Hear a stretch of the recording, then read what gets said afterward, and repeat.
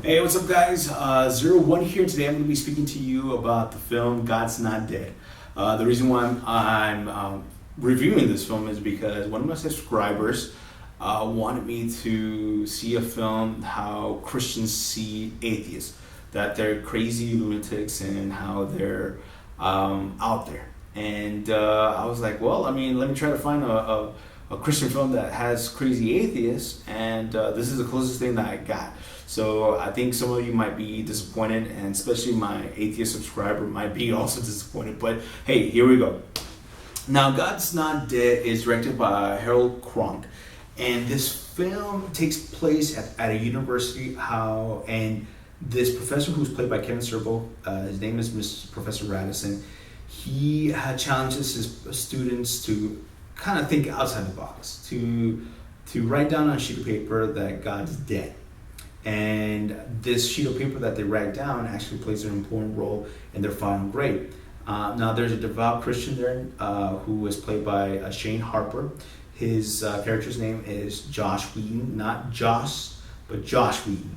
And he decides he can't do it. He cannot, do that to his Lord and Savior Jesus Christ.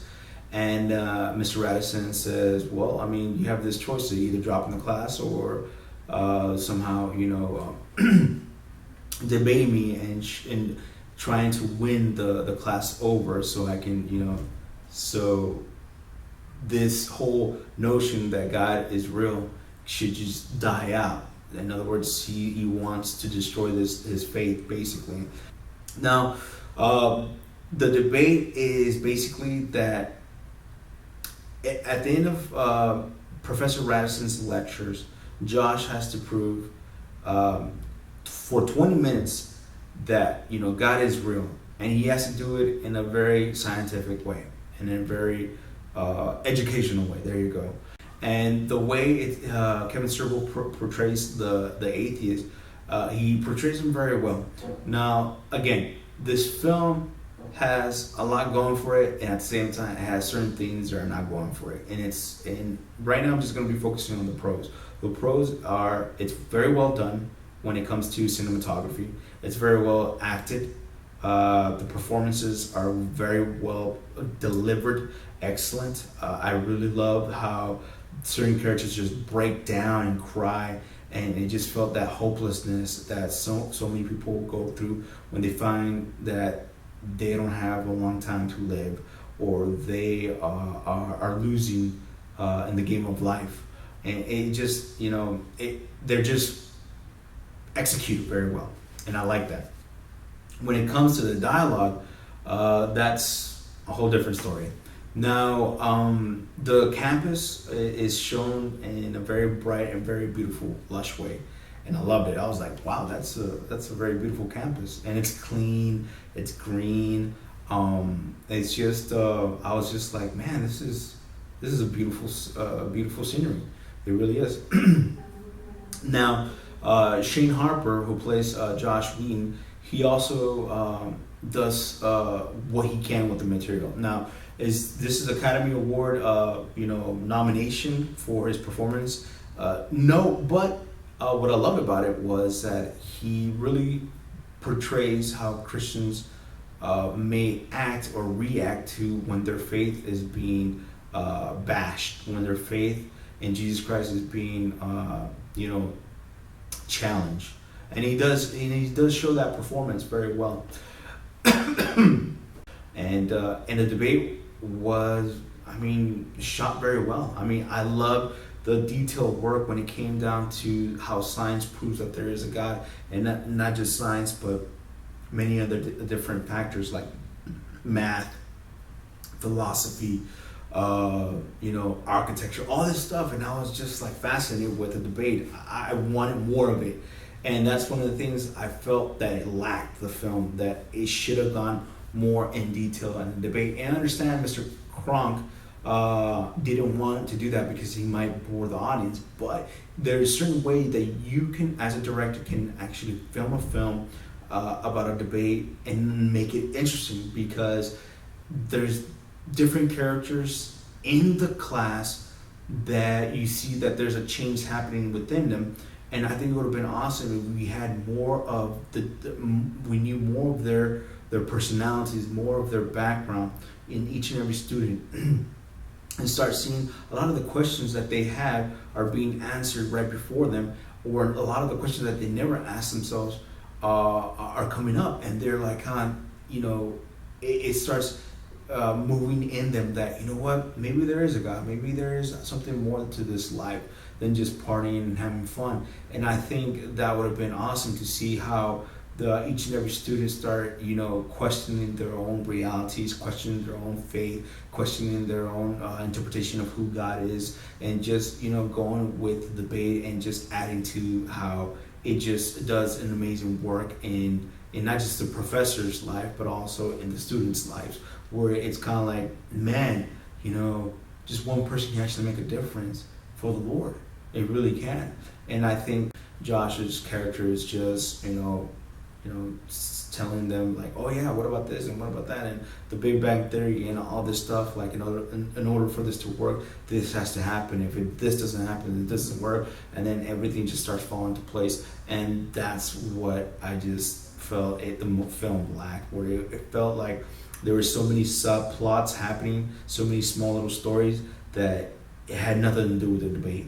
I mean, one of the main stories was, or not main story, one of the subplot stories was a young lady that was dying of cancer, and she never met Josh Wheaton. They never interact with one another. They never speak to one another through online, through anything like that. But her story is being told at the same time the debate's being, portrayed or executed. I just felt like, that's totally, it's like a story, it's a film happening within another film, and I just, that really hurt the story.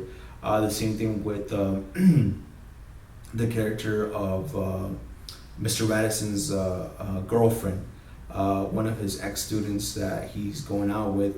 She is a Christian, but at the same time that relationship doesn't make sense, because as an atheist who, that he doesn't really believe in, Jesus Christ. He doesn't really believe in God. He doesn't believe in any of that. Like, to him, it's fairy tales. And for him to be going out with this Christian, it just didn't jive. It just didn't, And I understand why the writers put that in the film.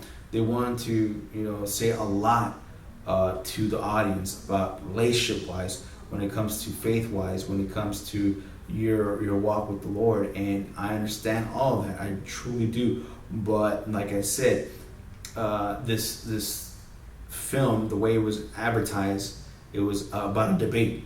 It wasn't about the relationship, the love relationship between a girlfriend and the professor, and how a guy who's a businessman dumps this young lady who is who's dying of cancer. It had nothing to do with that. I just felt like that's one of the things that it could have improved on. When it came to the music, you're gonna find Christian music playing in the background. You're also gonna find certain moments are very comical, but at the same time, it's very clean comedy. There you go. It's very clean comedy.